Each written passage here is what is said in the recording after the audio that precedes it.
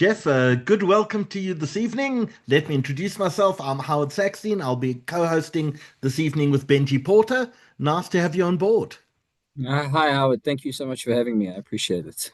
Do your family mind that we've dragged you away from your normal life to do one of these? Yeah, they've been very understanding over the past couple of months, but you'll see I'm outside, so I'm not infringing on their evening. I thought maybe they booted you out because of the cigarette. No, no, no. Well, that too, but two things can be true at the same time. So maybe we always have pre-chat as people join, and we have over 1,000 devices registered already for this evening. So it will give us at least about 2,500 people watching, and certainly over the Nice. days ahead on YouTube, many more will watch as well. Um, but this certainly, I mean, tonight we're talking about Babita Deokaran, the book Corruption in South Africa, Yeah. but your previous book, the one Yes. about Jacob Zuma and the one about the riots in KwaZulu-Natal. In retrospect, a few years later, are there parts that you knew then that you maybe know now?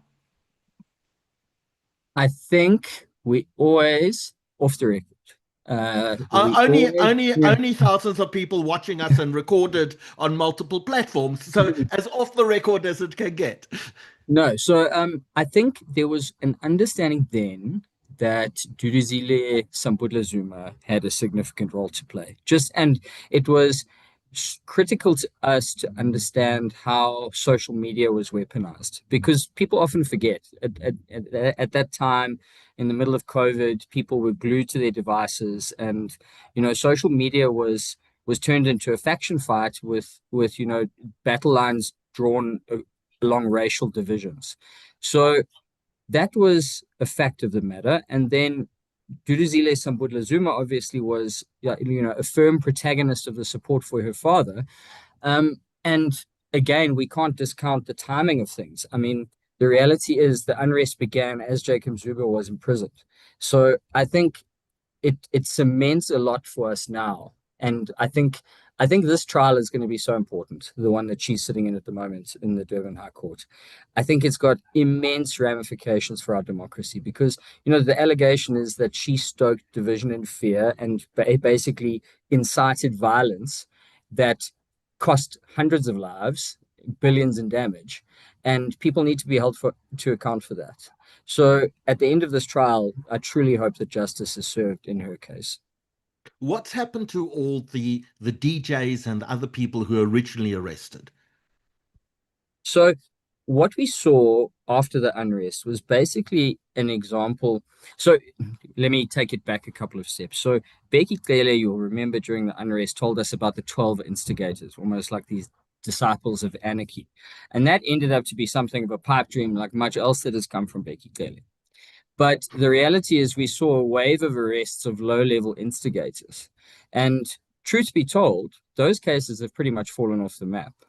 Because I think what South Africans actually want is the real architects of this to be brought to justice. Of course, the lower level players, had a role and they fulfilled that role and they may have fallen foul of the law in doing so. But we really want the people who seeded this. We want the people who set this in motion. And I don't think those people are before court yet. Or maybe one is. We'll see. So Benji's joined us this evening, and Benji, we're just busy talking about Jeff's previous book, the one to do with the KwaZulu-Natal riots a few years ago. And I asked him if he knows now, or if he knows now things that he wished he knew then when he wrote the book in the first instance, because I think all of those of us who put matters down in print, sometimes in retrospect, wish we had some additional information. But Jeff, let's talk about how the police behaved. And then we'll get ask Benji to join the conversation. The police were very muted in the beginning. Do you think if Well, they had shown a stronger hand in the first hour or two of what we saw, that they could have stopped the rioting and the looting? Do you think ultimately that they showed weakness, probably at the behest of the president, which really gave permission for other people to go in and join the carnage of looting? I can't say with any level of certainty that any inaction on the part of police was intentional or for political imperative. My assessment of the situation was that the police were essentially cast aside all of the looters, because of the way in which they did it, had stolen a march on police, and within hours they were overwhelmed. And it was quite ingenious the way they did it, because we found anecdotal evidence of several instances, especially in KwaZulu-Natal, not so much here, but just because of the geography of things, especially in KwaZulu-Natal, we would see instances with buckies coming and dropping off tires, setting fires and blockading roads. Then looting would follow. And when the police responded, they would be caught up in that situation. And then that bucky with the tires would then go to a different location and do the same thing and essentially build blockades in the path of the police. Now, that's a that's a that's a strategic direction on behalf of these anarchists or rioters, because there was a level of coordination. So you see that, and you see, well, the police were essentially dismantled by this. Number one, they were overwhelmed in terms of numbers. They weren't well prepared in terms of their resources and training, which is something we already know. And then they face a coordinated enemy, and they are completely brushed aside within hours. And that's why the looting had such a devastating effect, was because law enforcement was completely rendered naked. And it's not only the SAPs, largely the SAPs, but also the metro police in the larger metropolitan municipalities like eThekwini. The police were totally outmatched and outgunned. It speaks to, a paucity of their ability and their training. And it just showed for me, or my take home from that was just how quickly we can topple off the knife edge. We really do live on a precipice, because it was a matter of hours, not days. And the state had completely lost control in nearly two provinces of the nine, and arguably two of the most important provinces. So, that's my read of the situation. Whether or not there was coordination for a political imperative, definitely on the part of Jacob Zuma, that we understand. But whether the police were told to, stand back, let this happen, let maximum damage ensue, that's more difficult to pin down. Sorry, Benji, I interrupted you as you were coming in earlier. Hi, Jeff. How you doing? Good in yourself, Benji. I'm just going to squeeze in one before the Go for it. Thanks. It Thanks so much. adds into atmosphere. We love kind of the smoky backroom feel. If you guys aren't offended by it, and you don't think the people watching will be offended by it, then I'm just going to go wild. You know something? Everyone's a mature adult and makes decisions for themselves. So I honestly don't care. We hope so. One of our favorite webinars during COVID, in the middle of a blackout, and we were doing terrorism in Botswana, in Mozambique, and we had to. Oh, do you remember her name, Benji? I'm going to go, but she's sitting in the dark with a torch under her face because there's no lights on, and there's smoke everywhere in the room. Sounds like Jasmine Opperman. Jasmine Opperman. That's exactly who it was. That is very good, Jeff. You know your trade. I remember that time. I know my spies. I remember that time of the riots, and what was so amazing was the level of disinformation and how quickly it spread. It's massive. Yeah, those WhatsApps and those, where like kind of, I don't know what your view is on that. That felt just something different too. Part of the coordination, especially Benji. I mean, did you ever travel to KZN in that time? Because I can tell you, I was in both provinces, and it was a completely different world. I mean, here there was some semblance of normality, but in KZN it was lawless. And especially in Phoenix, how quickly they got the Indian and the black communities to turn on one another. These are people who live next door to one another for decades, and instantaneously the roads became the border.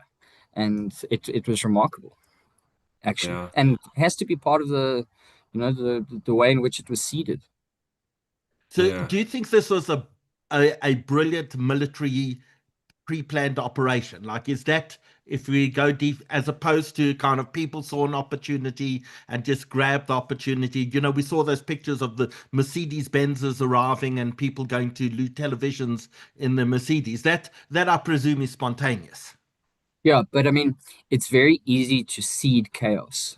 It's the initial seeding where the culpability lies. So you have a scenario where, They're the haves and the have-nots. That's trite. We have a large portion of our society that's desperately impoverished. And when it becomes a free-for-all, it's very easy to weaponize that. And that's what was done to devastating effect, because the crowds essentially became the weapon. You know what I mean? Yeah. And if we talk about kind of the taxi mafias who all came to the defense of things like the shopping centers and the malls, and like, how do we harness that for good? So I think in the moment it was harnessed for good, and I think it's just another example of how archetypal bad actors can also sometimes be noble. And I mean, I think when you think about the role that the taxi bosses had to play in the unrest, it wasn't insignificant. We had unrest beginning to seed in the Eastern Cape, particularly on the part of Andile Lungisa. He'd fallen to rank and file of the Zuma faction. He still is. And we had a scenario in the Eastern Cape where taxi drivers actually loaded him onto the back of a truck with a loudhailer and drove him around town and forced him to tell everyone to remain calm. Belito was largely untouched because the taxi bosses came into the picture. In Vosloorus, we saw it as well. So I think when it comes to their motivation, the obvious conclusion is that it's got to do with money. When the economy shuts down, so does the minibus taxi industry. It's lifeblood. It relies on 70% of South Africa's population taking taxis and buses to be able to get to work. And when that stops suddenly, so does the cash.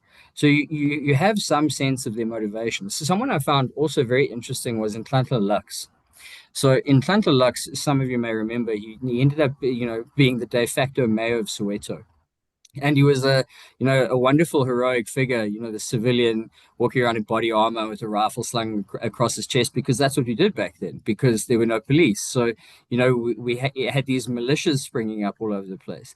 And he was an interesting figure because he became the sort of media darling. And then he had this massive fall from grace with a xenophobic swing to Operation Dudula, which obviously has more far-reaching ramifications for millions of people who call South Africa home, but are not necessarily citizens.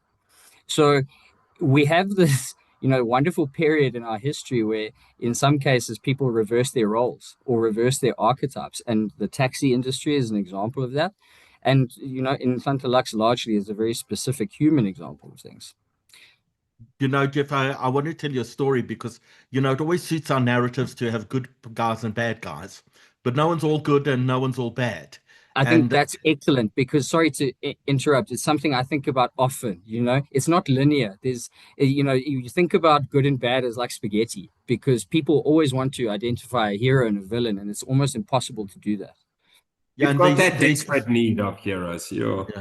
But the example that I use is that of Wouter Basson. And, you speak of Wouter Basson and people say, in charge of the chemical weapons program in South Africa, used to throw people out of aeroplanes like poison. He was Dr. Death. And yet I used to run the country's elections. And in 1994, we ran out of indelible ink after the first day of the elections. And the only person that we could turn to make more indelible ink in order to have the second day of the elections just so happened to be Wouter Basson, who galvanized everyone in the entire chemical weapons program. And they made enough chemicals and indelible ink to mark everyone's fingers so democracy could happen in the country. There is no such thing as all good or all bad. We're all, and sometimes we swing between the different sides. No, I'm with you there. What a fascinating story. I mean, Wouter Basson, and he's still in the news today. I mean, he's still carrying the legacy of the past. I wonder how many people know that story actually. He carries the legacy of the past, and yet he's a cardiologist still saving lives. We need to understand how often we work within the grey. Absolutely. So we're going to go live in approximately 1 minute. We're broadcasting tonight, as usual, on YouTube, on Zoom, and on Facebook as well. We know that a lot of people come back after the actual webinar and they watch, and sometimes we reach tens of thousands of people. Sometimes we've even gotten up to 1 million people who've watched some of our webinars. But we think tonight we have a remarkable story. So the time has just gone 8 p.m. in South Africa, and a big welcome to everyone watching us around the world. We hope very much that last week Sunday that you enjoyed the Jewish Achiever Awards, and that's been watched by over 30,000 people who watched the Jewish Achiever Awards live last week. And a huge congratulations to the 13 people who all walked away with awards. And Jeff, we told amazing stories, people of doing remarkable good. Sivanya Ari, who's provided clean, fresh drinking water to 1 million people in South Africa and 6 million people around the continent. An amazing story and such a privilege to give her an award. Or the organization Kailam, the Saxes, the Markmans, the Feldmans, who have given 21,000 title deeds to black families who are deprived of title deeds, and the municipalities wouldn't give them title deeds, and they've gone, and now over 120,000 people have title deeds to their homes because of Kailam. Those are some of the awards that we gave out last Sunday. If you haven't watched the awards, go onto YouTube, look at the SA Jewish Report channel, and absolutely watch some of those remarkable winners. It's such a privilege to be able to tell their stories. Tonight, this evening, just before we begin and tell you what's in this week's edition of the Jewish Report, we're doing a broadcast on Wednesday. We don't usually do on a Wednesday, so the newspaper's just gone to bed, and we'll show you the front page in a second. But a huge welcome to Jeff Wicks, one of the most interesting journalists in South Africa, and we're going to start shortly and actually ask him how you become an investigative journalist. We're going to start, but for those people who haven't seen, Gilana is on controls tonight, and a huge welcome to Gilana. Please show us what's on the front cover of this week's Jewish Report. It's just gone to the printers. It will be on the shelves around the country tomorrow, and you'll find it in your local Dis-Chem or your supermarket or your spaza shop. But we distribute in about 240 locations around the country, and the front page edition this week is SA Jews Fear Anti-Semitism in the UK NHS. Go pick up a hard copy, as I say, distributed in places like Durban, Cape Town, Port Elizabeth, East London, Bloemfontein, Pretoria, Johannesburg, in about 240 locations, free of charge. Go pick up your hard copy, or if you prefer to rather read it online, don't forget, you can always go onto sajr.co.za. About 280,000 people read our editions online last month. So it's nice to see the huge following we have in places like the United States, Canada, Australia, England, Israel, all over the place. People are coming back to read the stories of our community. So please go do that. As well as the question that we asked during every webinar, can I see the past editions of the webinar? Go onto the website, click on webinars. That's the easiest way to do it. Or alternatively, on YouTube, go to the SAJR channel and you'll be able to see any of the past webinars there. And the last thing we want to tell you before we forget, journalism is really important, and investigative journalism is the most important part of South Africa. We probably would never have exposed so much of the corruption that we've seen without people like Jeff. His latest book, The Shadow State, Why Babita Deokaran Had to Die, that's what we're going to be talking about tonight. But please, guys, go to your local exclusive books or your CNA. Do CNA still exist? I'm not even sure. But go to your bookstore, wherever you do it. Jeff, is it available on Kindle? Is it available on Audible? We want people to actually go read this remarkable story of one of the bravest South Africans who probably never even realized how brave she was until 12 bullets pierced her body. Tell us where we can get a copy of this book. Thank you, Howard. Yes, as you said, at any decent bookshop, exclusive books or bargain books. It's also available on Take-A-Lot at quite a discounted price. Also on Audible and Kindle. So there's the full array if people want to acknowledge Babita Deokaran's sacrifice and her story. Her story, but most importantly, let's not forget the brave journalists who actually go out at great risk, great personal risk to themselves, and actually allow us to read stories like this and to really lift the lid of some of the horrendous corruption that we see within our society. So thank you very much, Gilana. You can take that down now, and a big welcome to everyone who's joined us around the world. Please remember as well, if you're watching us on YouTube, go click that like and subscribe button. That just allows us to easily communicate with you. But Benji, last week I was in the game reserve and you called me and said, I think we need to do a webinar with Jeff Wicks. Tell us why. Firstly, Howie, I just want to add that if you haven't watched the Jewish Report, the Achievers Dinner, at least watch Howie's speech. It was remarkable. And go and do yourselves a favor, just listen to that speech. So, Howie, we've been hearing these names. We hear things like Kat, and we hear things like Vusi, and we hear Babita's name. And all of it feels so distant and far apart.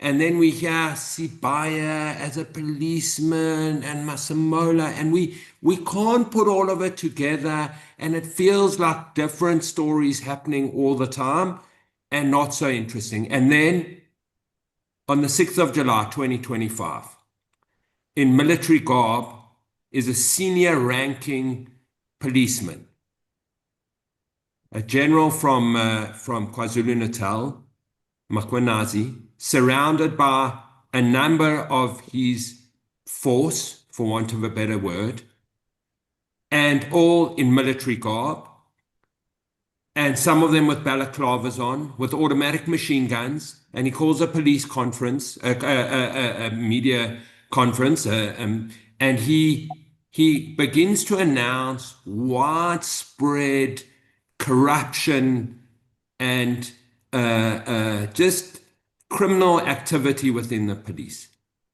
And that got everyone, I think, a bit shocked. And now we've got things like the Madlanga Commission and a special commission in Parliament. And so I really did think we needed to inform our viewers, inform our community. And I asked around, and there was only one name that came up. And that name was Jeff. Jeff was very open to coming on and discussing it. And Jeff has got an outstanding bio, award-winning journalist, he's written 2 books and very well respected. But what is actually more in Jeff's credit is how his fellow colleagues speak about him, in terms of that we have the perfect person to speak about this issue. So I think that context of a high-ranking police officer announcing something to the state in military garb is something that we have to explore, and we hope tonight to explore it more. So, Jeff, tonight you're going to join all the dots for us, hopefully, so we can actually draw a much bigger picture. And I'm going to do my best, Howard. Let me insert a rider early on to say this is a complex web of actors and machinations, but let's try to decode it. I will certainly offer you my best. So I want to start with something personal, because before we begin, I want to understand who Jeff Wicks is. For those of us with Jewish mothers, the first thing they would say to us: "You're putting yourself in danger. Don't do this." You got a wife, you've got kids. What do they think of your job, and how did you become an investigative journalist? So I'm very lucky to be married to a journalist as well. My wife is Babita Wicks. She does court and legals reporting for News 24, and that's it's handy to have a strong woman behind you, because writing Babita Deokaran's story and walking this path as an investigative journalist is not always easy, and it's often a very lonely pursuit. So I'm very lucky to have her, because of all the danger that I've courted in trying to tell the story of Babita Deokaran and everything she found at Tembisa Hospital. I had her support even when it was hard. And it's the 2 of us and our 2 dogs. And I think, in terms of how I became a journalist, I was like any other teenager finishing school, uncertain of what the future may hold and what my life would look like. And I debated studying law, but I wasn't very book smart. And I had a wonderful history teacher who encouraged me to read a book called The Bang Bang Club by Joao Silva and Greg Marinovich. I mean, it's a famous epitaph of what the high point of violence in apartheid South Africa was.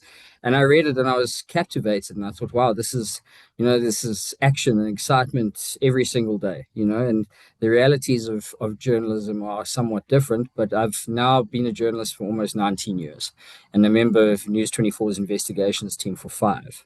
And I've learned a bit in the near 2 decades of doing this. And in journalism, you will know this is a craft more than an academic study. You learn it while you're doing it. And I studied journalism at the Durban University of Technology. I graduated in 2009, but I've always been a crime reporter. And I always wanted to be an investigative reporter, but it's not something you start out as, and you have to work towards it. It took me 14 years to get there. But I'm happy that I did, because it ultimately comes with a massive responsibility and also a privilege, because the responsibility is that, with South Africa's rich history of watchdog journalism, we have to continue that legacy. We have to hold people in power to account, even when it's difficult or uncomfortable or sometimes even dangerous. And that's our responsibility, and also our privilege, because we service democracy in doing so. And it's not only investigative journalists, it's all journalists. People who give a voice to those who otherwise wouldn't have it, and keep people informed. Because every couple of years we toddle off down the road to the school or to the municipal building to go make our mark at the ballot box. And we should do so understanding that we are the best informed South Africans that we can be. We know everything. We know about current affairs and what the current government is subjecting us to in many situations, and we can make informed decisions. And that's our role as a fourth estate. And I'm very lucky to do it. I always say I've the best job in the world. I've never been more stressed in my life, but it's fulfilling. And it's those rare moments in journalism that not many people understand, because people often ask, you write about corruption all the time and nothing ever happens, or if it does happen, it happens 4 years later. It's very rare moments in journalism where you feel like you've actually prompted an outcome or made a change in someone's life. And, the way the Deokaran family has welcomed me in the work that I've been doing, I'm very lucky to have them. I care for them very deeply, and they don't deserve what has happened to them. And it's one of those rare moments in journalism where you feel like I've made a difference. And, if that answers your question in a very wayward manner. So in fact, there's a holy mission, because you gave an undertaking to the Deokaran family. You weren't going to give up on this if they were willing to entrust you with the story, and that meant getting hold of computers and cell phones and things like that to be able to tell the story. And if you don't mind, I'm going to ask you to tell us the story this evening, because I think there are many people that won't know the name Babita Deokaran. Tell us about her, tell us her story, and what you started to uncover when you started to unravel some of the mystery behind her assassination. So Babita Deokaran can be bookended quite neatly in 2 ways. There's the person she was at work and the person she was at home. And at work, she was the chief accountant at the Gauteng Health Department. And she was a career civil servant. And she was a single mom, and she'd been in that position for several years. And on Monday, the 23rd of August, 2021, as she was coming back from dropping her daughter at school, she was gunned down. A car pulled up alongside her and just unleashed a salvo of bullets, and she was shot 12 times. She died later in hospital. And that was Babita Deokaran, the civil servant. And that's how we came to know her, because within a couple of hours, we had the press statements from the police and the politicians saying, this Gauteng health official has been murdered. And at that stage, it was just a murder. We didn't know much else. And certainly for me, what I didn't know then was the person that Babita Deokaran was. She came from an extremely tight-knit family that all live so close to one another, and they're so deeply involved in one another's lives.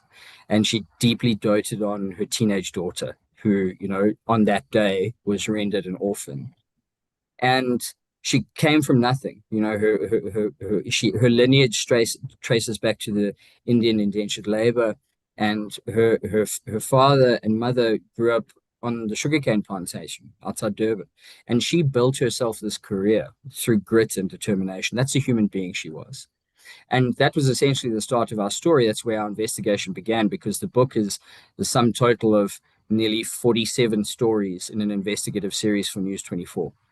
And, you know, we didn't know much about Babita Deokaran. And then I came to know her when I got close to her family. And truly, they had such an immense role to play in us being able to tell the story. Because that friendship that you referenced with Rakesh Deokaran, her brother, how that came about was we were obviously trying to investigate this. We were following the court process, but we were desperately trying to answer the why this woman had to die. You know, there was obviously motive behind her death. Nothing was stolen from the car. The car wasn't taken, and she was shot at point blank range. So we understood there was more to her killing and likely intent behind it. And then there were many media houses covering the assassination at the time. And one of those was the Sunday World. And they published a story based on a WhatsApp message that Babita had sent to her boss, Gauteng Health CFO Lerato Maggio, where and it's on the back jacket of the book. You know, it became such a crucial piece of evidence for us because several days before she was killed, she sent a message to her boss saying, you know, I'm worried the guys in Tembisa might be onto us if we don't release their payments. You know, our lives might be in danger. So I saw that, and it was just a single message. And it gave me an understanding that there was more on that phone. I desperately wanted the cell phone because, you know, that's just not a single message sent out of the blue. That's part of a conversation. And it'll give us, you know, a real head start in trying to understand who might have had motive to kill this woman. But the problem was I didn't have her cell phone and I didn't have her laptop. I didn't have much of anything. You know, we hit blank walls for months, nearly 7 months before we got access to those devices. And how we got them was that I'd tried to, you know, develop a rapport with Rakesh, but this was a man who was so stricken by grief, he wanted nothing to do with me. So it took me a couple of weeks, but I eventually got him to sit down and I just said, you know, you don't have to say a word. You can just listen to me talk. And I told him what I was about. I said I was serious about my work. We'd done complex investigations before, and chiefly, I believed then, as I do now, that what happened to your sister is a travesty. And I gave him an undertaking then, as you would have read in the book, that you know, I'll follow this thing to the end.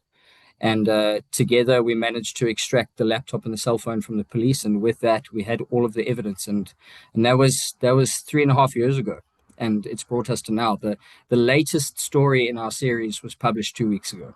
So it's been an odyssey, arguably the most challenging assignment of my career, but simultaneously the most fulfilling. So you pay 40,000 Rand to break into the computer and the cell phone to read the messages. What do you find? So when we got access to those devices, what we had on her cell phone was a basic re-sketching of the last month of her life, almost down to the second. And we could plot that together by movement data from the phone, how she was communicating with people who Google searches. But, you know, the most valuable trove for us was the emails, 60,000 Gauteng emails. And we performed the first search in this database because it had keyword search capability. And the first search was obviously Tembisa because we remembered it from the message. And what we found was the report, a 10-page document that likely got Babita Deokaran killed. She filed that report to her boss on the 4th of August. She was killed on the 21st. And in that report, she said, you know, there is possible fraud occurring at Tembisa Hospital. They've spent 850 million Rand in 4 months. Their annual budget is 200 million Rand.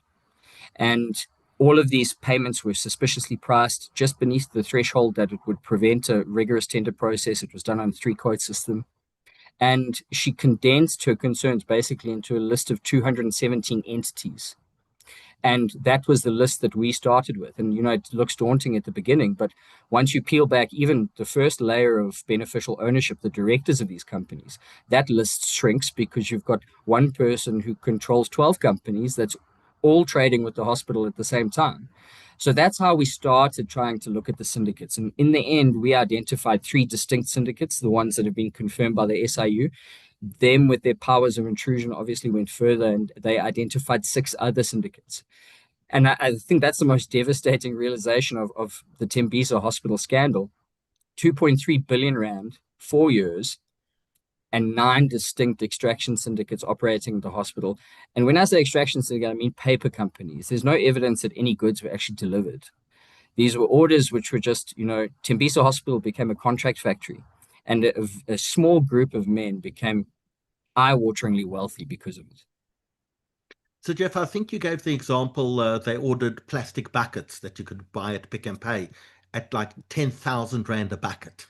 Yeah, 9,800 rand for 4 plastic buckets, 9,800 rand each, 2 in red and 2 in blue, if you can believe it. And so she comes across this over 2 billion rand. At that point in time, she probably doesn't know it's anywhere close to the 2 billion rand markets. She's talking in the hundreds of millions of rands mark at that point in time. And they stopped, she stopped paying. Or did the payments stop? So what she'd done was she filed this report, and she was looking at 4 months and 850 million rands worth of procurement. And, that was a 4-month track that she'd done. And what she'd also did was to halt 100 million rand in outgoing payments, which had already been ring-fenced at a provincial treasury. And she said, we're going to halt these payments and we're going to wait for an urgent forensic investigation. Because I think at that point she was concerned that, this was future irregular or wasteful expenditure, which it turned out it was. So she didn't understand the true scale of things at that stage, but she halted the cash. And within weeks of being killed, that money was released and those payments continued. And those payments continued for a full year afterwards. It was only when the SIU got their proclamation, even after we at News 24 had named them and exposed them. So only after the SIU got their proclamation did the payments cease. So that should tell you a lot about impunity and a patent lack of accountability. So after assassination, the hitmen are actually caught. What happens to them? But obviously they're the first layer. They're not the people who actually ordered the hit. But how do they catch the hitmen, and what happens with the trial? So yes, there were 6 hitmen who were arrested on the 27th of August, just shy on 4 days after the assassination. And it was quite remarkable how they were caught. And it's owing to some really good police work and some really good work on the part of private security companies who helped them. And, it's just another case in point of how the private sector has had to step into the void, but people must get their flowers. And in this case, it was a group of police officers and private security personnel who tracked the cars that were used on the day of the assassination. They were able to set out how, there was actually surveillance of Babita Deokaran for several days before she was killed. And what they did was they used technology that was available to them to log the license plates and then wait and see where these cars would pop up. And within a couple of days of the killing, one of the vehicles popped up in Rosettenville. And what followed was, a police operation that bounced between houses all across the city, 3 safe houses, in fact, in Rosettenville, and arrested these 6 men with, a fair amount of cash and a whole lot of cell phones, but no murder weapon. And what we saw then was the arrest of these men, and then they made admissions. And chief among them was Pakamani Hadebe. He was a gentleman, a taxi boss from KwaZulu-Natal. And he basically started talking and said, Zweli Mkhize, the then health minister, ordered this hit. And, you can imagine the police officers having to hear that their eyes must have nearly bulged out of their skulls, because at that time he was the health minister, and he was arguably the poster child for COVID corruption through the Digital Vibe scandal. So cops had good leads in the beginning, and the case seemed to fall apart when the Hawks took over. Because when the Hawks took charge of the investigation, taking it away from the Provincial Serious and Violent Crimes Unit, which had previously held it and made the arrests, that's where the progress in the case stopped. There were 2 other arrests after the arrest of these 6. They were inexplicably released, and at the time we couldn't really understand the significance of these 2 men. But as it would turn out, when these hitmen eventually took a plea and sentencing agreement 3 years later, they named one of the men who'd been released from police custody inexplicably as the one who'd given them the orders, and in fact the man who'd pulled the trigger. And that came out years after the assassination in open court. And then it was the police to go find this man. But even if they wanted to, they couldn't. He was dead. He himself was assassinated in December 2021. So that was a loose end neatly tied up. And there were many other missteps in the way the Hawks conducted this investigation. You touched on it earlier. The fact that they had the cell phone and the laptop, we only found out once we got access to it, is that the police had never actually examined those devices. They were seized from Babita Deokaran's family on the day of the killing. And then they sat and gathered dust in an evidence store. They weren't so much as even turned on. So we paid the money. We were able to find out exactly what Babita Deokaran's final investigation is. Arguably, we found the document that likely cost her life. The Hawks, to this day, have not arrested the mastermind behind her killing, and they've arguably been in darkness of their own making, because had they only looked, they would have found what we found. And they have the resources to do so. We don't. We had to pay for it. So, there are many missteps in this Hawks investigation. And it's part of the tragedy of Babita Deokaran's story is that, arresting the hitmen, sentencing them to jail time is not justice. Everyone who understands how targeted assassinations are carried out in our context understands that the hitmen are disposable pawns. They operate in a value chain of proxies and fixers and paymasters, but ultimately the mastermind. And that's the person who still breathes free air and sleeps in his own bed or her bed to this day, while Babita Deokaran's family has to feel that loss. So, the trope of police failure carries through the book. And I think it's something that, is very germane now. It's something that a lot of South Africans experience because we're so often beaten down by crime. It's a daily reality for many of us. So before I hand over to Benji to continue with the discussion, I want to know, do we draw an inference on the Hawks? Is it incompetence or is it complicity? Well, I think the net result, Howard, is the same. Whether it's rampant incompetence or complicity and corruption, the net result is the same. People are denied justice. And certainly in Babita Deokaran's case, they were denied justice. Now, I have no direct evidence that the investigating officer, the Hawks captain, now a lieutenant colonel, was promoted after the Babita Deokaran case. I've got no evidence that he's bent or crooked, but I can tell you that he's not smart. On the consensus of the evidence that I found, and I'm no policeman. I'm a mere journalist trying to apply logic, and that was lacking. And you have to ask yourself why. If the tools are available to you, the evidence is sitting in front of you, why have you not used it? At some point, it has to be considered malicious, even if it's malicious stupidity. I love the words malicious stupidity. But you mentioned that one of the assassins fingers the former Minister of Health. Do you have any idea if the Hawks ever questioned the former minister? I'm not sure if they questioned him. He was referred to in court at one point as a person of interest. So his name, actually, the Hawks did their best to keep it under wraps, that he'd been named as a person of interest, or at that stage, the paymaster. And we started reporting on it then because, it's incredibly significant that a member of the ANC's national executive could possibly have ordered an assassination of a health department official. But it never really made sense, and it's never really been backed up by any sort of tangible evidence, because when the hitmen took their plea and sentencing agreement, they disavowed those statements. And I think the prevailing narrative is that was a bit of sleight of hand on the part of these hitmen. Certainly, it would be a dramatic distraction to say to police officers, no, it's a sitting health minister who told us to come here. And then watch them chase that tail whilst the real people behind the murder can just skate off.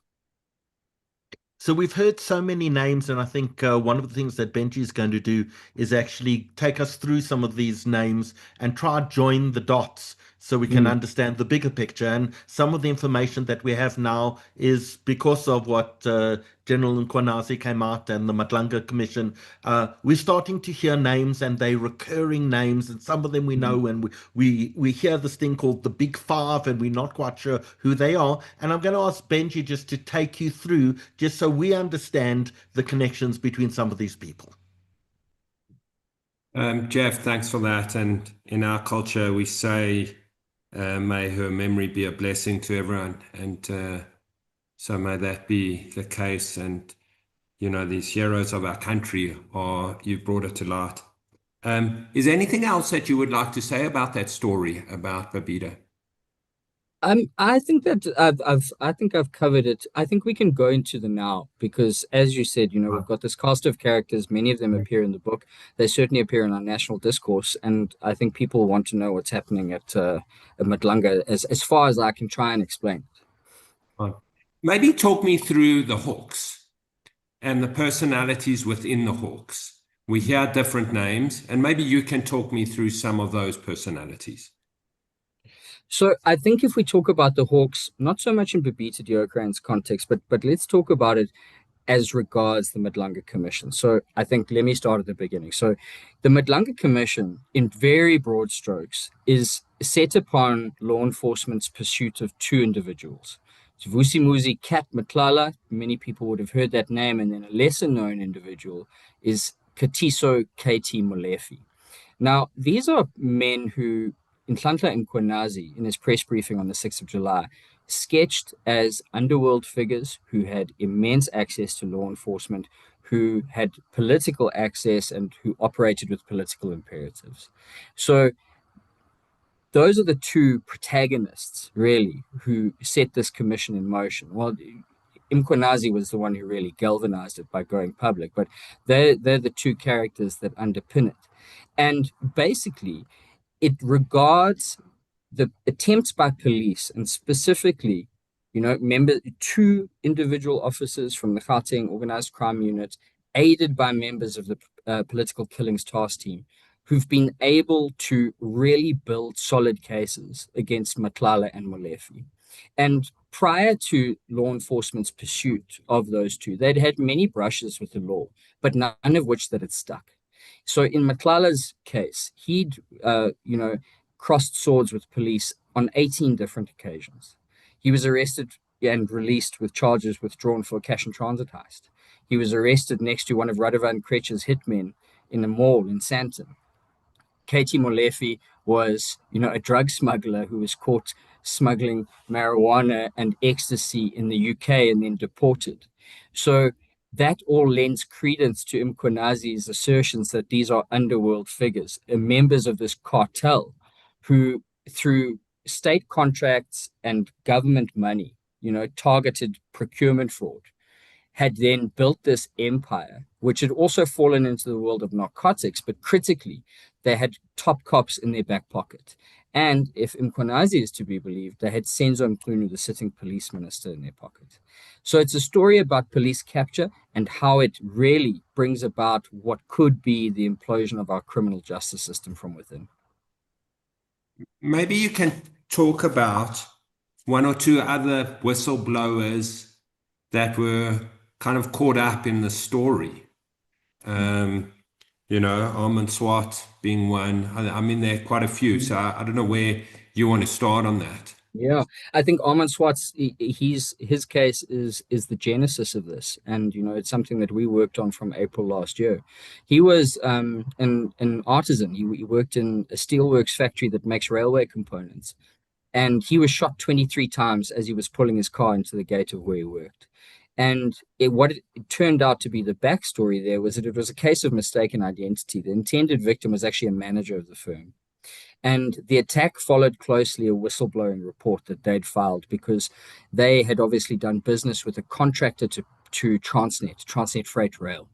And they had somehow gotten wind of the fact that their prices were being vastly inflated. There was an order for a consignment of springs no larger than one's finger. And this company, QTech, sold them for R3.20 per unit. And the on-seller, a company called the SK Group, they were selling them for 152 Rand each to Transnet. So it's a nifty way to take a 25,000 Rand contract and make it a 1.2 million Rand one. And that's what they did. And when that... They said like a spring like this. It was like a tiny spring worth less than 5 Rand. And so that's what Armand Swart died for, because when that illicit revenue stream was compromised, they needed to fix the problem. Unfortunately, they bumbled so badly that they killed the wrong man, but they were also useless enough that they were caught on the same day. But who was caught? Maybe tell the viewers who was caught. So there were 3 individuals who were arrested. There was 2, the state in court papers calls them career criminals. Their names are not really important. But the third is Michael Puletau, and he's a veteran detective attached to the Johannesburg Central Police Station, a career cop, basically, who betrayed the badge and was the leader of this alleged hit squad. And arresting them was critical because with them were guns, and those guns have really now told the story that link all the assassinations, because They are the golden thread that connect Vusimuzi Kat Matlala on one side and Katie Molefe on the other, because they use the same core group of hitmen who use the same weapons. And so now those guns have been linked through ballistic testing to over 20 murders, some attempted assassinations of the DJs and these personalities that we see. But basically, it allows us to have this now picture of underworld figures, men who are, cartel figures, have gone into state procurement and have access to the uppermost echelons of the police. That's the basis of this. Armand Swart, a man who didn't have to die, his case and the investigation thereof, again, by a good group of police officers and a good group of security personnel who made a real difference. They need to get their plaudits, because without them, this trio of hitmen would still be operating today. We owe them a massive debt of gratitude. Well, we've linked these hitmen and the guns to multiple different murders. The investigations into them are completely compromised. Is that fair to say? Maybe your call is completely compromised by what levels of the police make it more difficult? And is that similar to the Babita case? Where it's... So I wouldn't say compromise. I think it was under threat of being compromised. And I think that's where the police capture claims come from. And that's Mkhwanazi's version, to say that, members of this police unit, they face threats from within. There's massive interference, endemic corruption and offers of bribes. And they'd come to him for help, and the PKTT stepped in. So maybe tell our viewers what the PKTT is and why has that become such a focal point? So the PKTT is a task team which has been in operation for more than 5 years, the Political Killings Task Team, and it was set up primarily to operate in KwaZulu-Natal because, as we all read the news, we understand that councillors tend to be bumped off. And it was born out of a commission of inquiry, and that was the recommendation to address this issue. It's a task team that's lived and survived longer than its intended lifespan. But in any event, a secondment from that team came and began working on these cases, and once that team was insulated, then they were able to do the work. Prior to that, they were subject to threats, to cajoling, to intimidation and harassment, sometimes from other police officers and high-ranking police officers. And, that's where the commonality, perhaps, with Babita Deokaran comes in, is, this is a delusion of the capability of the state, because the rank and file of cops is so corrupted that they can't actually fulfill their constitutional mandate, because they're either doing nothing or they're taking a backhand to still do nothing. So, that's where the commonalities might be drawn. The import of what we're seeing now is that this is really shaping our democracy. This is, I feel, an inflection point in our society, because all of us know that the police cannot fulfill their mandate. People are victims of crime. They're reaching out for a hero. That's why Mkhwanazi has become such a popular figure. But the reality is it's owing to a state failure, which we've become all too used to. And so if we can bring about meaningful reforms in the way law enforcement operates through this commission, then we've been crying out for that for too long. It wasn't addressed during the Zondo Commission. There simply wasn't time. Now we might see that. So in a way, I'm hopeful, but it's remarkable to me to take a step back and look and see you've got this murder in Vereeniging, by all intents and purposes, it's a blip on anyone's radar. And that singular case is going to influence the path of this entire country. It's incredible. Can you maybe talk us through, there's a lot of press around a certain wellness contract for the police that who won that contract? What is the backstory around that contract, what you know about it? And maybe some of the detail for our viewers. Absolutely. So when we started doing the Tembisa Hospital investigation, as I said, we tried to map these syndicates and then profile the people who were part of them. So Vusi Kat Matlala was on our radar because of Babita Deokaran from probably the beginning of 2022. And we placed him in the Maumela Syndicate. And we can chat about the Maumela Syndicate and what they're about later. But, we had him as part of the syndicate. We started doing background on him. We could see that he had a criminal past. He was also then the owner of a security company. And what brought us to him was that there were 3 shelf companies that he was using to trade at the hospital. Of the 100 million rand that Babita tried to freeze, he was due 5 million of that. So he definitely had many irons in the fire at Tembisa, and we exposed him.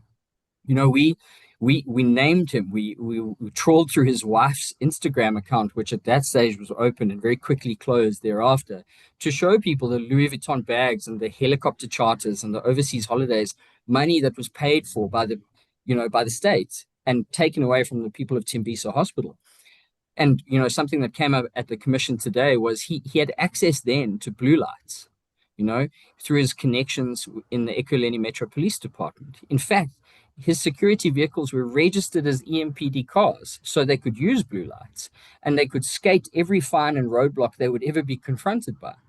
And we exposed that. And thankfully we did, because now it's formed the basis of the, partly of the Madlanga Commission.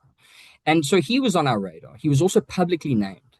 And what he did was just go and register another company. Its address is in a Boksburg strip mall, been in existence for less than 5 years, and it goes for this 360 million rand health services tender for the SAPS, a 3-year deal to provide occupational health from pre-employment screening to ill health retirement to 180,000 people. It beat out JSE listed insurers. It had only been in existence for 5 years with a loan director, Vusi Muzi Kat Matlala, the same person that we'd written about.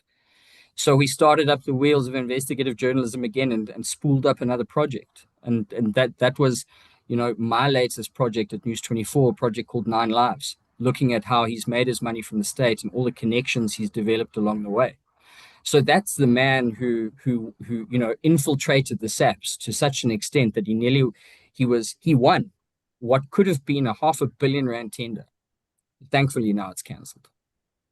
So you've got, and we're going to go to Howie now, but so you've got Kat Matlala and you've got KT Molefe, and you've got them winning these contracts. You've got them influencing high levels of the police. And would you be comfortable to talk who that is between Mkhwanazi, his allegations, and who are the people that he's influencing?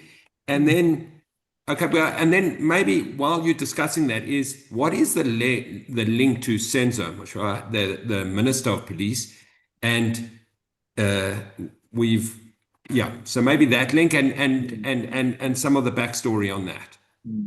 So this brings us neatly to the intersection between the criminal underworld and policing. And this is the source of all the capture allegations that Mkhwanazi set in motion. So, and I'm happy to name names. This is public testimony, and these people will defend themselves. I'm not apportioning guilt. But chief amongst them is Shadrack Sibiya. Now, Shadrack Sibiya, his official title is Deputy National Commissioner of Crime Detection, but it's a really wordy way of saying the country's chief detective. He's an immensely powerful figure who was, aspirant for higher office. He wanted to be the National Commissioner or the head of the Hawks. And he was a person that Mkhwanazi came out and really said, this man's a criminal. And we've heard in testimony since then that many people associated with him have been found on Kat Matlala's phone, communicating with them.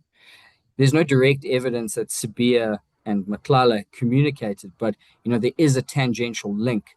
There is credence to the claims that Mkhwanazi has made. And Sibiya, to his credit, has said, this is not true, and he's going to defend himself. And he's pointed to something which is a reality. And what everyone who watches this commission must understand is that the police is deeply riven by factions.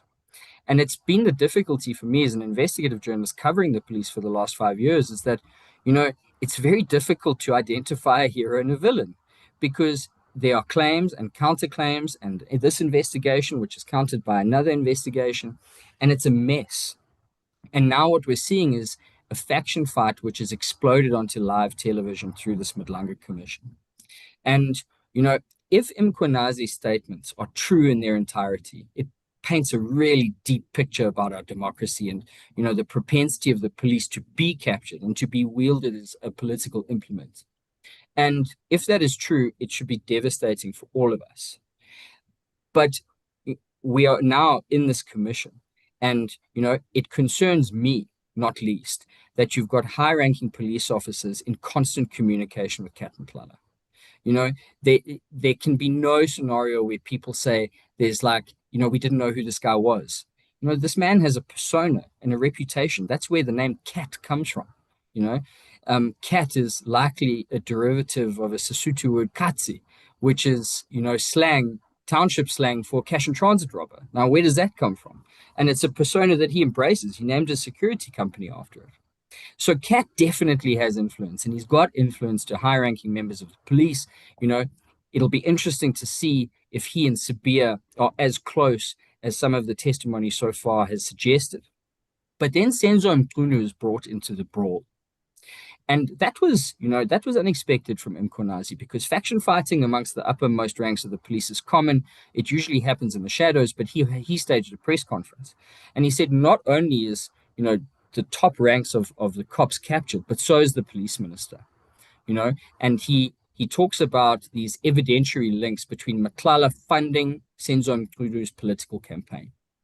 Now, what we've found in our investigation, partly running parallel with the Madlanga Commission, but we've been looking at this for a while, is that there are certainly links between Cat Matlala and a man named Brown Mokhotsi.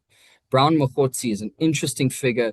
To understand him, he is an opportunistic political influence peddler who appears to take money from nearly everyone.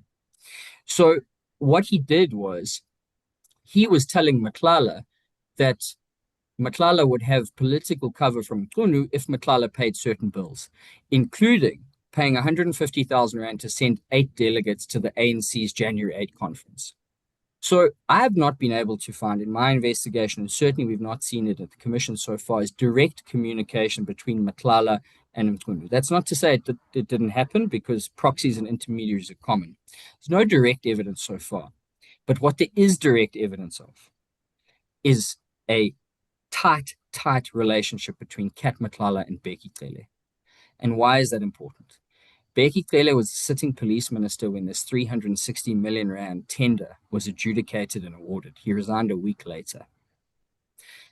Then, on his version, he strikes up a relationship with Matlala. How convenient. And he accepts lavish penthouse hotel stays from Matlala. He meets with Matlala in one of the chief Tembisa extractors in Bali villa. They were in constant communication, and we have to ask ourselves why. What could the possible motive be for Bheki Cele? And then simultaneously, we must also ask why Mkhwanazi didn't say anything about that in his press conference. That should be clear to all of us, because he came out, and after Senzo Mkhunu, he also could have come out against Bheki Cele. I haven't spoken to him. I'd love to try and get an understanding of the backstory. Maybe it'll happen, maybe it won't. He's gone a bit further in his testimony to say that there was a link with Bheki Cele, but we made sure at News 24 that it couldn't be denied. We made sure that we published it because we understood that it would end up coming up at this commission, because it's important that people understand the truth. And if Cat Matlala has connections to political actors, we must know every single political actor he's connected to, so we can make sure they stay out of politics going forward. My last question before Howard takes over is, you speak about factions. So on the General Sibiya faction, who else would be in that kind of caught in that web? So, let's use the framing of Mkhwanazi, because this is the only version we've heard so far. So in Mkhwanazi's framing, you've got Sibiya, you've got General Feroz Khan, and Senzo Mkhunu. Basically, there are other smaller actors, but for the sake of brevity and for understanding, let's call that the camp that Mkhwanazi went after. And his press conference and his subsequent testimony is also very valuable, because we were able to place him. And we place him with Khumalo, Dumisani Khumalo, who's the current head of crime intelligence, who shortly before Mkhwanazi's press conference was arrested on fraud and corruption charges. And also Fani Masemola, our amoebic police commissioner, who just seems to exist. And they appear in league with one another. So, I think the battle lines have been drawn. That's patent. And we're about to see where everyone sits as they line up to come and testify. Yes, that was brilliant. I So hope it made sense. Jeff, it certainly made sense, but we keep on hearing this thing, the Big Five. The Big Five criminals that seem to be involved in drug syndication and all sorts of. Do we know who they are? So there is some understanding of who some of the actors are. According to testimony so far, Kat McClellan and Katie Molefe, certainly members of this Big Five cartel. Are they And then two there's of the Big Five? supposedly, as certain we can be about underworld hierarchies, they appear to be part of that network. Then you've got a man called Jabu Mtetwa. And, he's interesting because he's also apparently part of the Big Five. I'm not sure if he denies it, but he was at Katie Molefe's house when he was arrested. He was the one who phoned the head of the Hawks, Lieutenant General Godfrey Labia, to say, there's people impersonating police officers at this stress, please come. Now, on Labia's version, the head of the Hawks, who is now retired, he says he received a call from an unknown person and he was worried that people were impersonating police and dispatched the Hawks and a traffic police helicopter. And it nearly ended up in a shootout on the streets of Sandton with this crime intelligence-backed investigation team trying to arrest Katie Molefe and facing off against another group of cops, potentially almost, ensuing into a deadly situation. The other two members of the supposed Big Five are a little bit harder to frame. I can't commit to naming anyone on a public forum, but at some stage, we will certainly do our best to try and name them. So tell me something. We had a suicide in Paris, or purported suicide in Paris, Natin Tetwa, former minister. Was he pushed or did he jump? I'm not sure, Howard. I'm not sure. I understand why people, let me not say leap to that conclusion. I understand why they go there. And it's very strange. And I mean, if I can just, maybe verbalize my own computing of the situation, was to say, well, his alleged suicide, followed shortly after he was named by Mkhwanazi at the Madlanga Commission. So then one could say, well, maybe he was worried about the accountability or the fallout. But there's two problems with that. Firstly, Mkhwanazi's testimony was contextual. He was talking about how Mtetwa had politically interfered when Jacob Zuma was president. He didn't accuse him of a crime. There's nothing unlawful about anything that he did. It's morally bent, but not unlawful. And then, even if it was unlawful, he's an ANC minister. So, traditionally not really fearful of the courts. Would you understanding you have political cover, then take your own life because you're worried about it? Doesn't make sense. So, that's what I know. That's how I've tried to make sense of it. And, I'm not sure it carries as much weight as people may think. The president's nephew from his first wife has suddenly made a dramatic appearance on the scene as well. Huge house in Sandhurst, hundreds of millions of rands. Hlangwani Malmela. Tell us a little about him and how does he fit into the picture? So Hlangwani Morgan Malmela, Cyril Ramaphosa's nephew from a previous marriage, dating back to several decades, but the link exists. He was the extractor-in-chief of Tembisa Hospital. We identified a large chunk of money that went his way. We pegged that figure at just over 400 million rand. The SIU doubled it. Through 42 companies, some steered by him, others directed by proxies, extracted 820 million rand from Tembisa Hospital in the space of 4 years. He went and bought a property portfolio, 2 villas in Zimbabwe, a house in Camps Bay, a house in Bantry Bay, 2 adjacent houses in Sandton, both worth 85 million rand each. A property in Hartbeespoort, and then this fleet of luxury cars, all in the same color blue. He's everything you envisage about an obnoxious tenderpreneur who takes all of this money and just splashes on the most gaudy possessions you can think of, including these cars. And basically what we tried to do at News 24 and then subsequently the book was follow the money and say, well, this money was intended for Tembisa Hospital. These are the dubious contracts that facilitated its extraction. And this is what the cash was spent on, enabled by car dealers and real estate agents and lawyers and accountants who helped him cover his tracks. And, he's the central node of Tembisa Hospital extraction. All of the other syndicates are eclipsed by him. and basically operate in his orbit. And he's famous now because the SIU went knocking on his door to go fetch some of those blue Lamborghinis. And we wrote 2 weeks ago that he'd paid 52 million rand towards a Pagani Huayra Roadster, a car I had to Google. I had no idea it existed, but a single car cost 52 million rand. That's enough to equip 42 ambulances for the community of Tembisa through a single vehicle. So, he's the most notable character to come out of the Tembisa hospital scandal by leagues. So, Jeff, I want to tell you that I thought I was relatively hardened, but I think you're a hardened journalist. And the thing that shocked me when General Nkwanazi got up was the fact that these weren't just normal criminals. They weren't just extracting money, but he refers to drug cartels. And the other thing that surprised me or shocked me maybe was he wasn't just talking about police, but he was talking about the corruption of the entire justice system, not just the police, but also prosecutors and judges. Did that shock you? And what do we know about those allegations?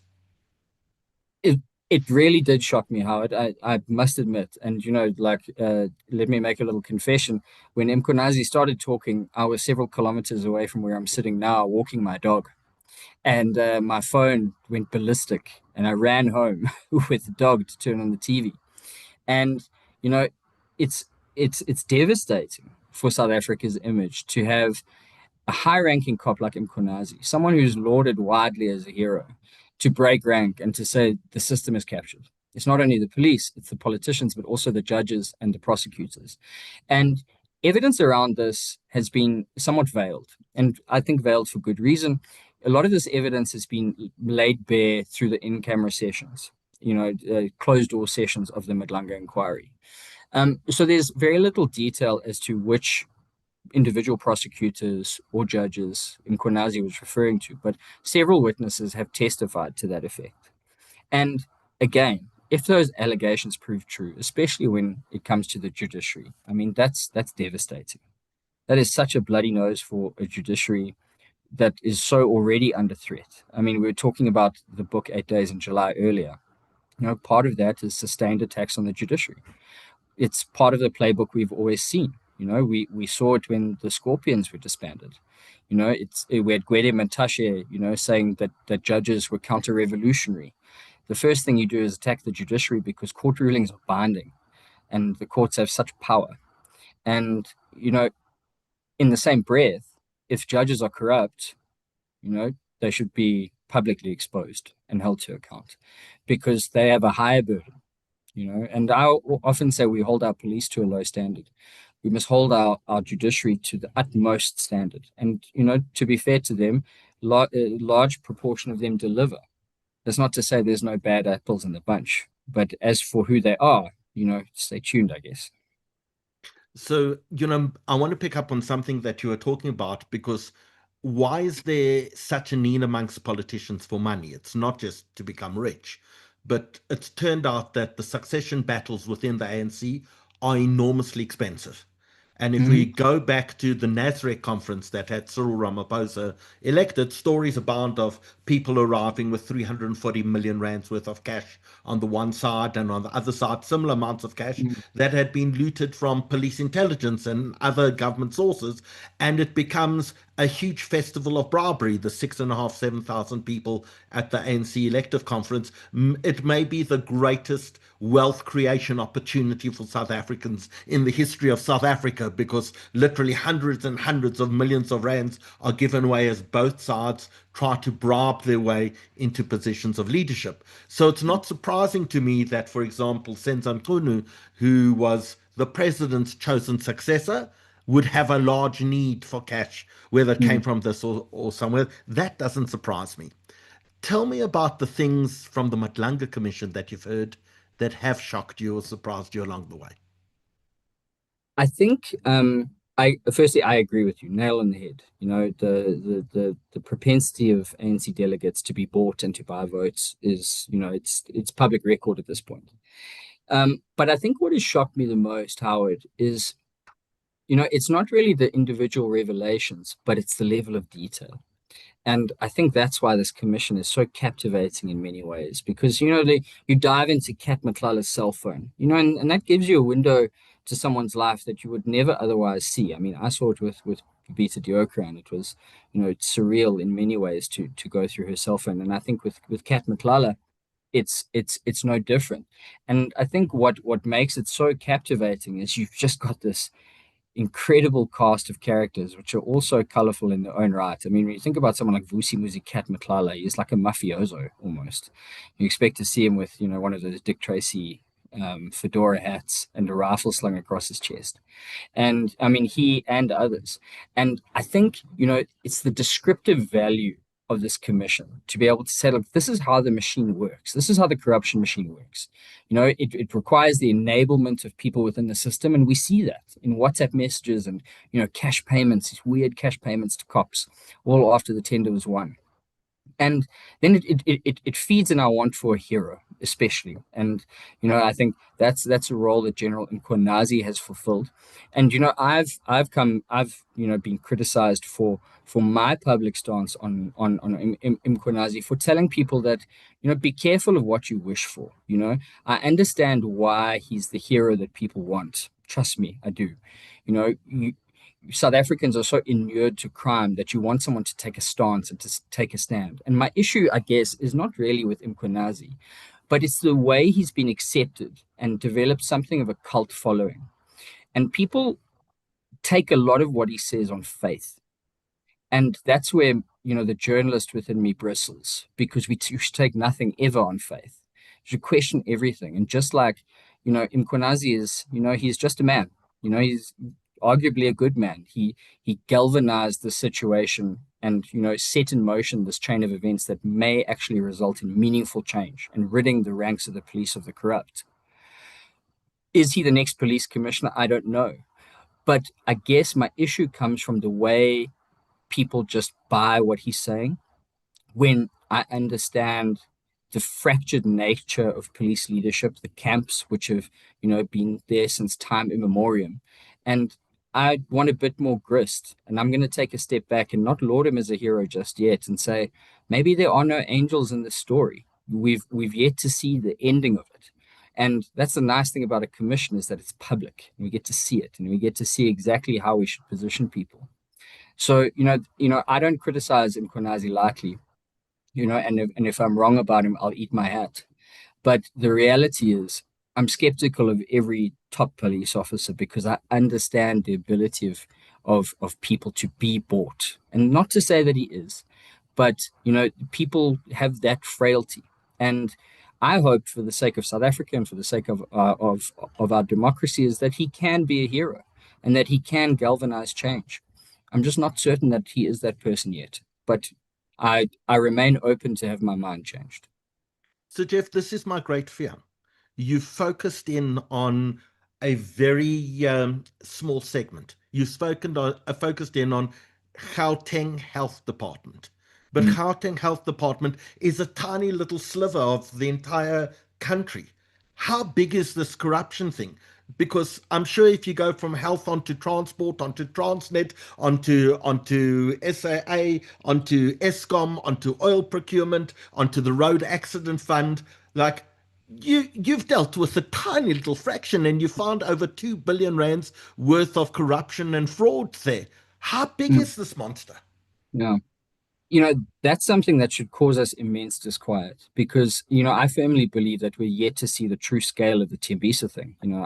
I think that cash amount is going to rise. But you've touched on an important topic, and that's why, it's part of the reason why the book is called The Shadow State, because I was trying to find a device to articulate state capture. Because when you talk about state capture, you get this image of Jacob Zuma being bought off by the Guptas. It's very easy to sketch the villains and the heroes in that drama, and they're easily identifiable. What happened at Tembisa Hospital was more insidious because it was unseen, and it was low-value contracts, just executed at scale. And we saw with the Guptas, they targeted SOEs at the top level. They were going for multi-billion rand contracts. How the cash was extracted from Tembisa was via thousands of payments, all under 500,000 rand. And it's insidious because these are records which are never seen, you know. Tender awards and all of the bid documents and all of those things, you know, by law have to be published. Not all state departments do it, but at least there is some sort of, you know, acknowledgement that people and the public are entitled to those documents. These payments, if we did not have Babita Deokaran's laptop, we never would have been able to tell the story. We've been engaged with the Gauteng Department of Health with lawyers for nearly 2 years to try to get more documents out of them. They don't want us to see them. And there's a reason for that, because we're going to prove that another hospital was captured. And this happens unseen in our municipalities across the country. Every single day. Can I just pick up there, because we've seen fires in some of the hospitals and procurement still seems to happen on paper. Is this an attempt to destroy documents? I argued that publicly, that the fires set at Tembisa Hospital days apart were an attempt to raise the finance department where all the documents are stored. And I mean, that should shock people too, that in 2025, our procurement system, which, you know, is estimated somewhere at 1.25 trillion rand per annum, is largely done on paper. The Gauteng Health Department procures everything using paper. If you want to win a tender from the SIU, you're going to be submitting a stack of documents. And, you know, we've put people in space. How can it be that we don't have an electronic procurement portal? Because they don't want the guardrails. They want the human frailty of the system because it allows for further extraction. And without political will, nothing happens. With political will, you can do anything. We've seen it happen before. Why can this not be done? It's because the lines of patronage are too valuable to sever. And paper procurement is a massive issue. And I've argued that if we want to, you know, kneecap corruption, start there. You know, like make it really hard, because right now it's easy. And we've seen the devastating effect. But, you know, the same modus operandi is employed at Eskom. The same modus operandi is employed at City Power. It's all the same. And if we understand how they beat the system, we can make the system bulletproof. And we have to, and, you know, I'm just a journalist, Howard. You know, I come and I rant and, you know, I say, well, change the procurement system. But, you know, I'm not here to bring solutions. I tell you where the issues are. And I hope that people who have sway and influence and can affect real change actually go and do it. You know, and I hope that law enforcement will follow up on what we find. And I hope SARS will follow up on what we find. But we just push it out into the ether. I'm very clear about what my role is. And, you know, that's the value of investigative journalism. And that's truly, you know, I'm very lucky to work where I do because, you know, we are supported by a pool of subscribers. All of this work is a resource loss for us. You know what I mean? There's the good comes from the public good, where we can save the taxpayer R500 million and another couple of 100 million rand down the road. But it's for us to just tell you what the issue is and for other people to go and then follow through and change it. And those people who have to do that, everyone sitting in this forum, because we all vote, we all are active members of society, and we cannot stand for corruption taking over. We all understand we have a small role to play. So, Jeff, we've got a few more questions for you, if you don't mind, and then I'd love to ask members of the public who are busy watching us on YouTube, Facebook, Zoom tonight, to be able to ask you some questions as well and submit some of the questions and things they have on their mind. So please remember, this isn't a monologue or a dialogue here. This is really something that involves everyone. So please use the chat feature on Zoom or the chat feature on YouTube or Facebook, and we'll make sure that all of your questions are brought to Jeff this evening. But if I can just go and ask, how hard does it go? I think it was Davy Root yesterday, or one of the other economists, who said for every rand of tax you pay, South Africa only gets 5 cents worth of value. And that can't happen without massive corruption and without the knowledge of the president and without the cabinet.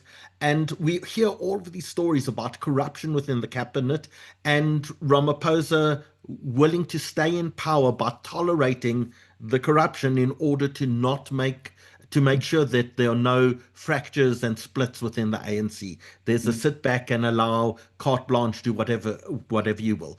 Do you believe that this level of corruption has to be seen on cabinet level and go right to the top? Absolutely, without doubt. Look so far as the Zondo Commission's suspect list and their recommendations for criminal prosecutions, you will find many of those individuals, taking you back to the days of Bosasa, who have been recommended to face criminal prosecution, who are sitting in the ANC's top 8, who are sitting in the ANC's NEC, who are sitting in cabinet. Where's William Kize now? Under investigation by the Hawks for digital vibes. He's in the National Council of Provinces earning a salary. So it's patent at this point. Gwede Mantashe, named in the Zondo Commission. Gwede Mantashe, same story. Lucky Montana, it continues. And the ANC recycles these people.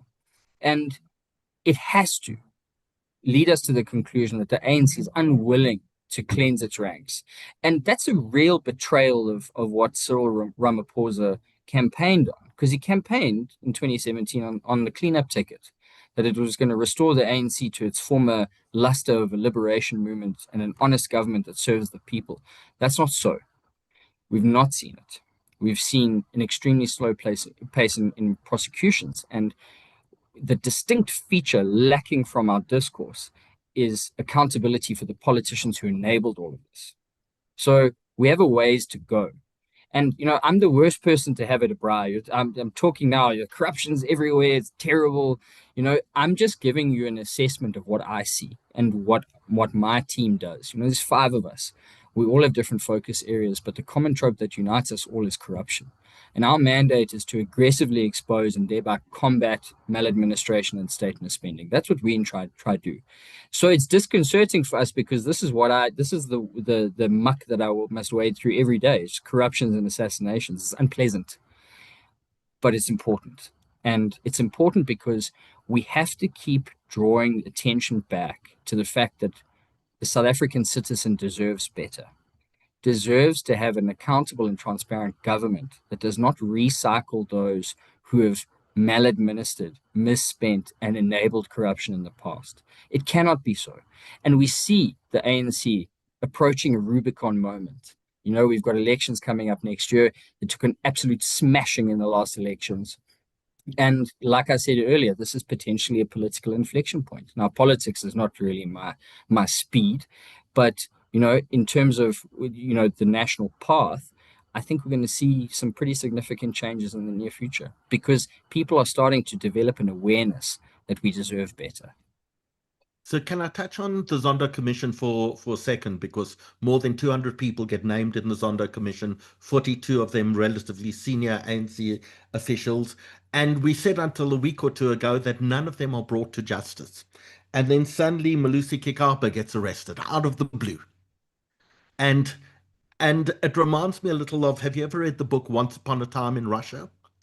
About the rise of the oligarchs. And in the beginning of the book, a bomb goes off under a relatively minor oligarch's car, not to kill him, but to indicate that he has lost his protection.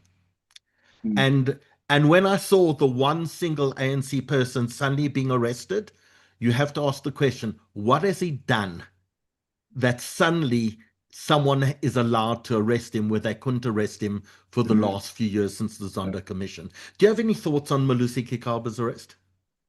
I think it's long overdue. He was, by all intents and purposes, a significant state capture actor, as named in the report. But I think, Howard, the issue goes deeper, and we must understand why it's taking so long.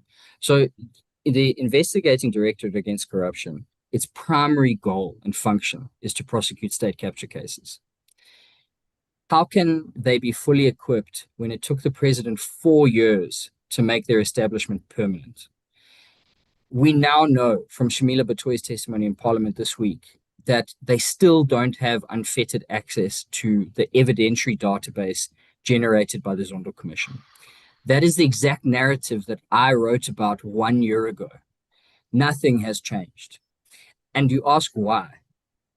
IDAC and the NPA are institutions that were riven by state capture and denuded of nearly all their capability.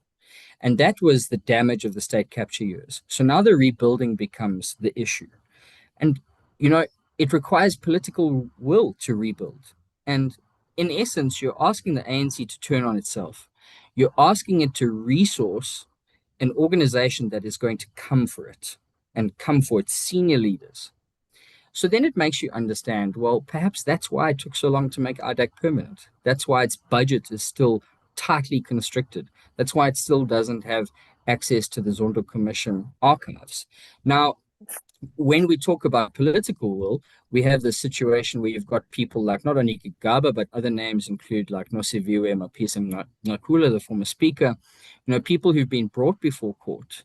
But I think the discontentment from South Africans comes in the time frame. It takes so long.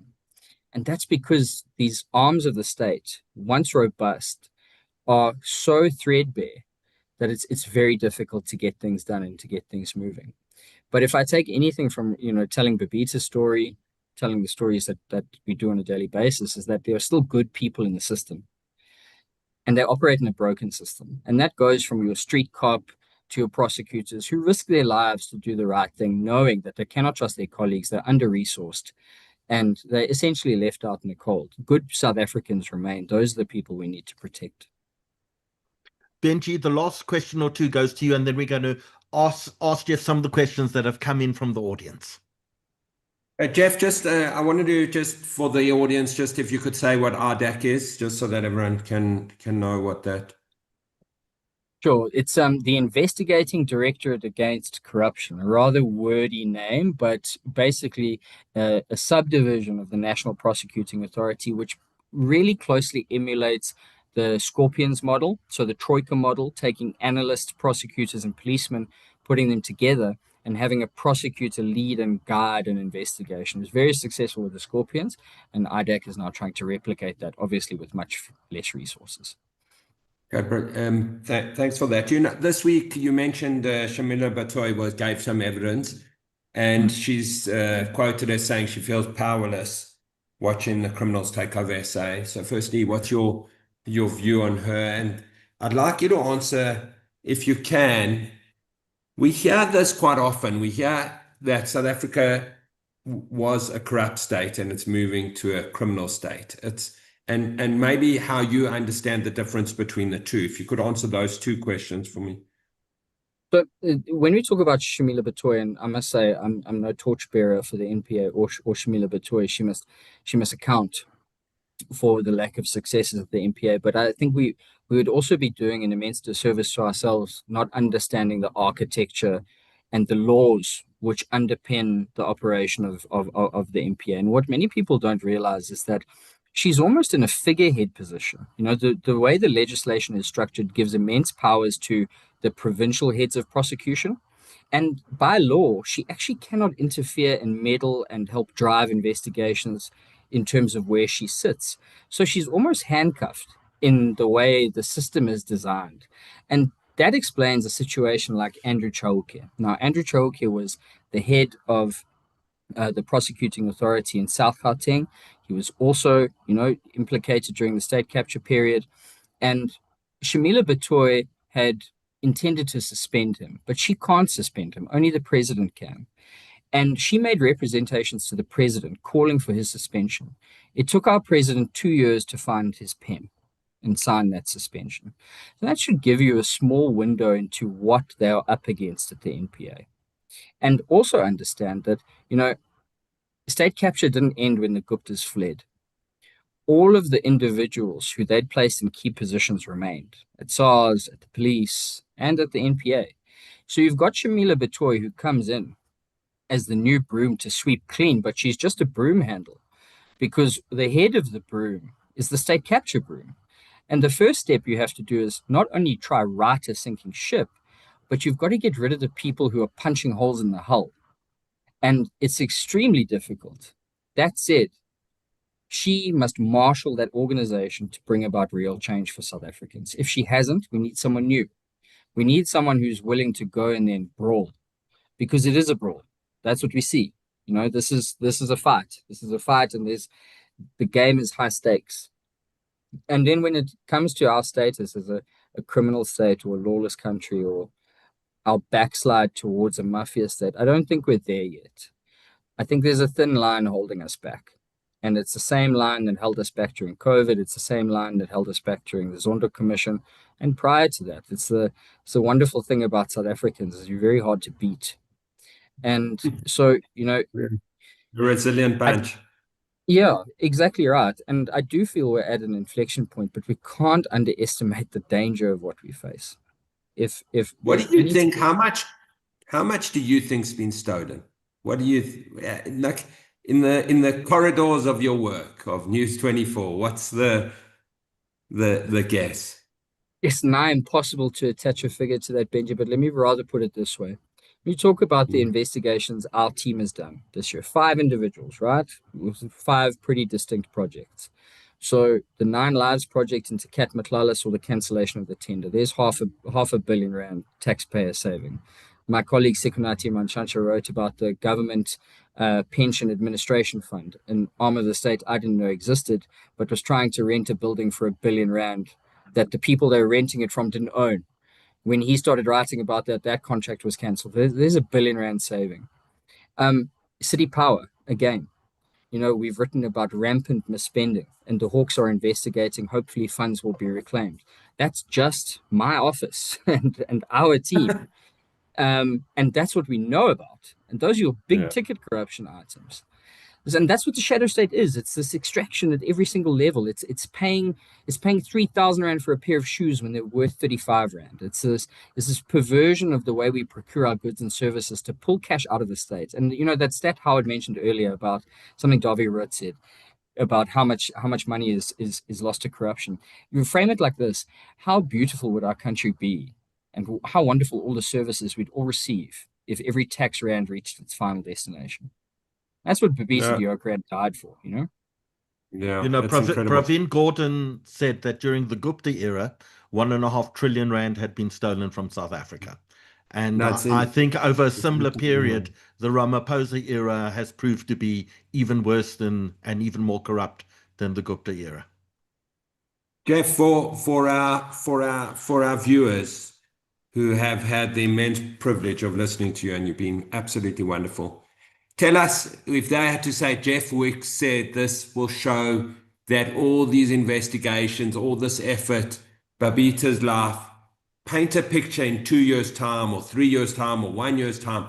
What does the high road look like for us? What should be the white flags that we look for, that we know some of the effort and the energy of these things and some of the heroes have put their lives to stake? What would that look like? You, Mr. Career in Journalism, Benji, you're quite good at asking, seeking questions. Difficult to answer. I'm going to keep my... But it have to be radio, that we know. Yeah, or same. I'm going to have to keep my ambitions tempered, and I'm going to ring fence my expectations of the Madlanga Commission. So what I hope happens, the Madlanga Commission finishes only slightly over schedule. And what they do is they redraw the organizational structure and the political, paths of influence within our police. They map it and then they dismantle it.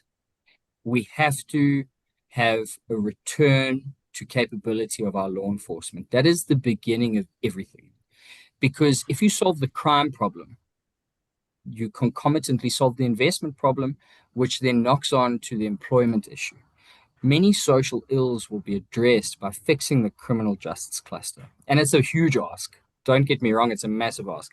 Is it going to happen in 2 years? Probably not. I would hope it does. But if the Madlanga Commission can do its work and be effective, and if there's political will to take its recommendations and implement them, then we're no longer on a hiding to nothing. And the first thing that they must do is raise the bar for our National Police Commissioner. Because I called Fanny Masemola amoebic earlier. I think that's been gracious. That man is nowhere. And the reality is, it's because he's allowed to be nowhere. Would it shock you to understand that the only criteria to be appointed as National Police Commissioner is having a matric certificate and not having a criminal record? That's the bar we set for the people who lead this organization. And we wonder why it doesn't work. So, Jeff, I'm going to... Sorry, Benji. One last. Jeff, are you ever scared? All the time. It's been a difficult road to walk the past couple of years. I've questioned my resolve on many occasions. And I mean, we're realistic about what we do. We're realistic about the people that we expose.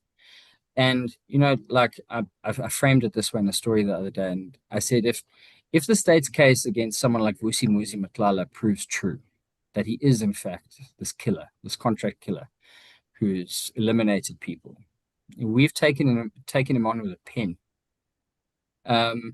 And in many ways, it speaks to the wondrous nature of journalism, because we can hold people account, and we believe that sunlight is the best disinfectant. Certainly, I do, and it's given me a lot of cover in the work that I do. But it's not been easy, and it has sometimes been scary. But we forge on, because truly, it's more important, and it's bigger than one person, bigger than any individual. So, Benji, I loved the comment to your high road. Paul Bloomberg said the high road is full of huge potholes. A very South African answer. Jeff, I'm going to ask you to do the impossible for a journalist. I'm going to pose lots of very short questions to you, and Short let's try answers. keep some very short answers, and let's try get you to bed at a reasonable time. But while we do that, there's still just thousands of people watching us across the various platforms, and I'm just going to ask people to leave a note for you, a note of thanks, because I think we've seen courage and heroism tonight, and bravery, that if we had more of in South Africa, South Africa would just be a much better place. So I want to thank you on behalf of everyone watching this evening, just for the unbelievable job you've done in exposing some of this corruption and leading a pathway to hopefully a better South Africa. But I want those people watching to be able to have their own words to say to you as well. And as we pose through the last few questions, if you don't mind leaving a comment for Jeff, I'd be very, very grateful. Look forward to. And questions that have come in. Bev says you're an inspiration and a hero, and Claire says your book has been so eye-opening. Nadine says unbelievable. Francis Anthony wants to know what happened to Hermione Cronier. Hermione Cronier was the first head of, it was then the investigating director when it was still a temporary structure. And she bowed out several years ago, and she went to work for an NGO. And she was on the receiving end of a lot of criticism for then what was a slow pace of prosecutions. And that's my short answer. Claire wants to know, the NPA seems to be useless. Is there a role of private prosecutions that could be used? Absolutely. The legislation exists for it, but it's an uncomfortable compromise. We should rather advance the reformation of the NPA into a functional body. Hilton wants to know, Dr. Shauna Mkhize, has she been named in the commission? Not yet. Not yet. Does that mean you're expecting her to be named? No comment.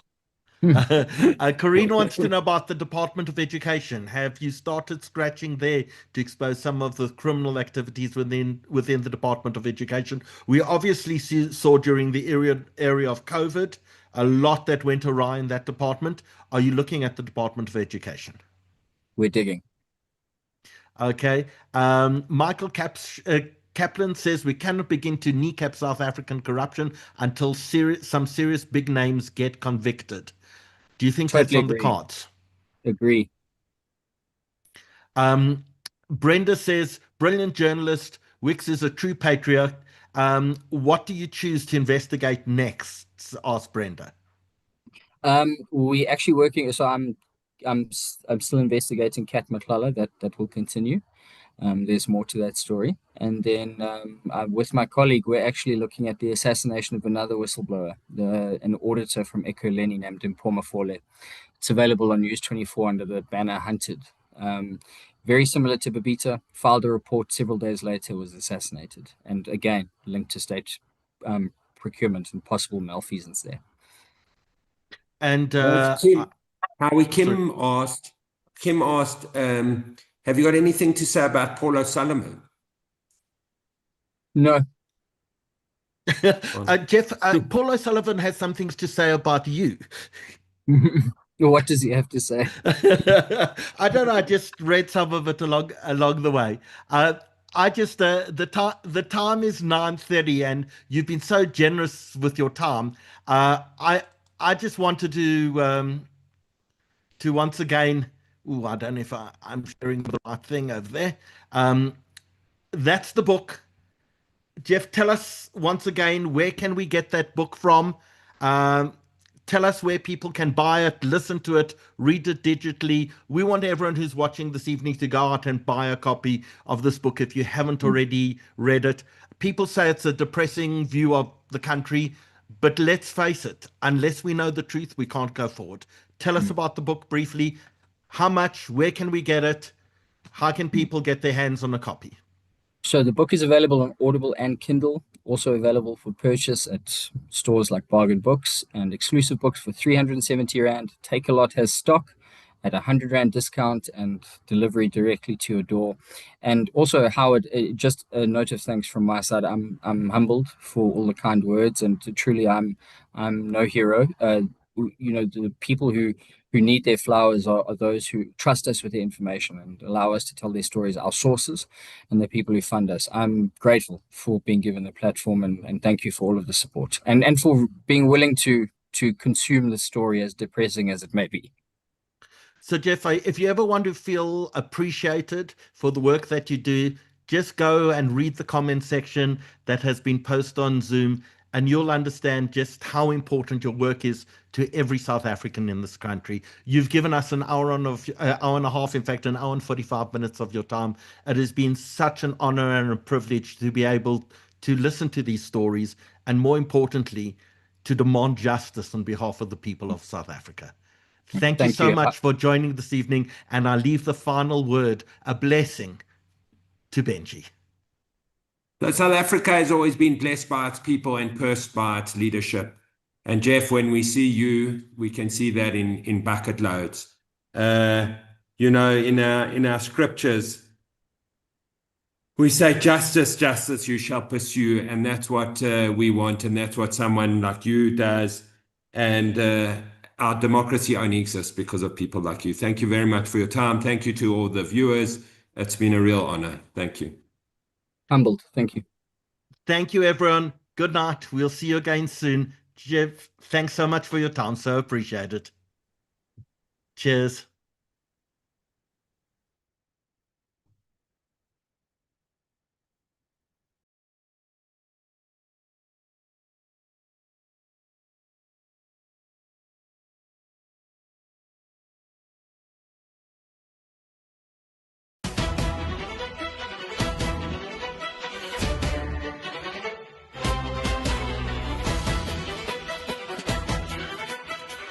It's just such a treat to witness what goes on in our community and feel so proud and humbled. It's just a beautiful evening and we love it.